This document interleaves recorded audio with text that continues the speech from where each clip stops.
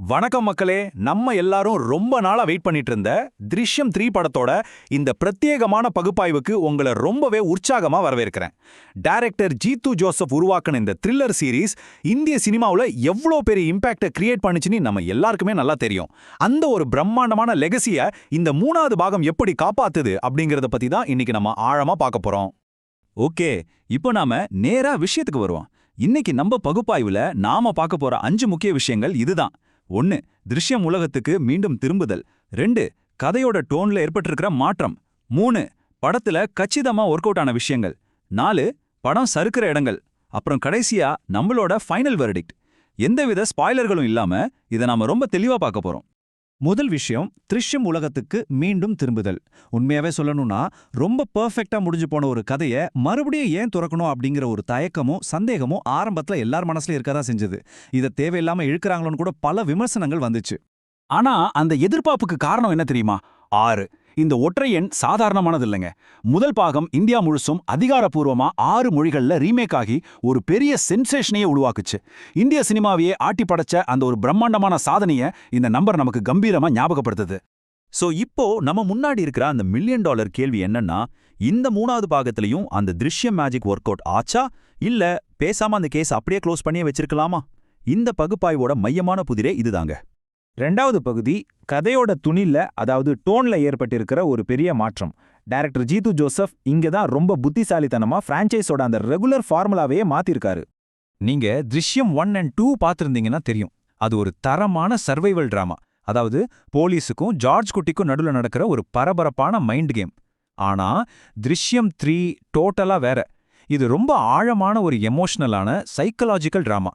இப்போ கதை முழுசும் நம்ம ஹீரோவோட மனசுக்குள்ள நடக்கிற போராட்டம், அவரோட மன உளைச்சல் மேல திரும்பிடுச்சு.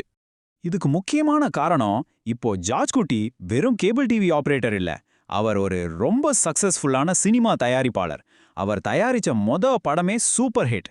ஆனா என்னதான் பணமும் புகழும் வந்தாலும் உள்ளுக்குள்ள ஒரு பெரிய குற்ற உணர்ச்சியும், எப்போ மறுபடியும் அந்த கேஸ் ஓபன் ஆகுங்கிற ஒரு தொடர்ச்சியான பயமும் அவரை அரிச்சுக்கிட்டே இருக்கு.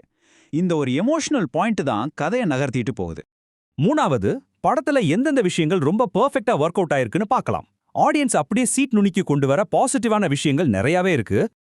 இதுல முதல்ல நாம சொல்லியே ஆக வேண்டியது மோகன்லால் சாரோட நடிப்பை பத்தி தான். சோர்ஸ் ரிவ்யூல இத ஒரு ஆக்டிங் மாஸ்டர் கிளாஸ்னு ரொம்ப சரியா மென்ஷன் பண்ணிருக்காங்க. உள்ளுக்குள்ள பயம், குற்ற உணர்வு, ஆனா வெளியே ரொம்ப கூலா கால்குலேட்டிவா இருக்கிற ஒரு கஷ்டமான கேரக்டரை ரொம்ப அசால்ட்டா லைஃப்லியா திரையில கொண்டு வந்திருக்காரு. நிஜமாவே சில சீன்ஸ்ல எல்லாம் சிலிர்க்க வைக்கிறாருங்க. அப்புறம் படத்தோட பேசிங்க பத்தி பேசியே ஆகணும். ஆரம்பத்துல நமக்கு தெரிஞ்ச கேரக்டர்ஸ் வழியா ரொம்ப ஸ்மூத்தா கதை செட் ஆகுது. அப்புறம் யாருமே கொஞ்சம் கூட எதிர்பார்க்காத ஒரு இன்டர்வல் ட்விஸ்ட். தியேட்டரே அப்படியே பின் டிராப் சைலன்ஸுக்கு போயிடுது. அங்க ஆரம்பிக்கிற அந்த அதீத டென்ஷன் செகண்ட் ஹாஃப் முழுசும் ஆபத்தான கட்டத்தை நோக்கி நகர்ந்து கடைசியா திருஷ்யம் ஸ்டைல்லயே கச்சிதமா லேண்ட் ஆகுற ஒரு ஷாக்கிங்கான கிளைமேக்ஸ். அப்பா, சான்ஸே இல்ல. அதே மாதிரி டெக்னிக்கல் சைட்லயும் படம் ரொம்ப ஸ்ட்ராங்கா இருக்கு. மூட செட் பண்ற பெர்ஃபெக்டான மியூசிக், சினிமாட்டோகிராஃபி எல்லாமே படத்துக்கு பெரிய பலம்.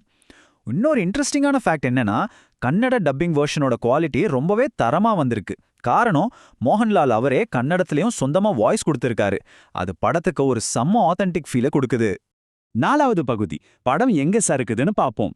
எந்த ஒரு பிரம்மாண்டமான படைப்பா இருந்தாலும் அதுல சில குறைகள் இருக்கத்தானே செய்யும்.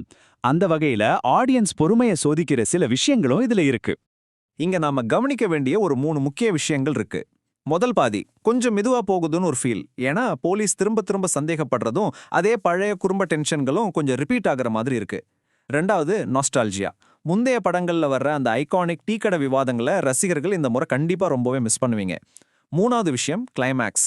என்னதான் ஷாக் வேல்யூ பயங்கரமா இருந்தாலும் அதை எக்ஸிக்யூட் பண்ண விதம் கொஞ்சம் அவசரமா முடிச்ச மாதிரி ஒரு சின்ன நெருடலை தருது. சோ இவ்ளோ எதிர்பார்ப்புகள், சின்ன சின்ன குறைகள் இதெல்லாம் தாண்டி இயற்கையாவே நம்ம மனசுல ஒரு கேள்வி வரும். திருஷ்யம் 3 நிஜமாவே அதோட அந்த பிரம்மாண்டமான ஹைப்பு காப்பாத்துச்சா? 5வது பகுதி, ஃபைனல் வெர்டிக்ட். அதாவது ஹார்ட்கோர் ஃபேன்ஸ் அப்புறம் சாதாரண ஆடியன்ஸ், இவங்க 2 பேருக்கும் ரிவ்யூவரோட இறுதி தீர்ப்பு என்னன்னு இப்போ பார்த்துருவோம்.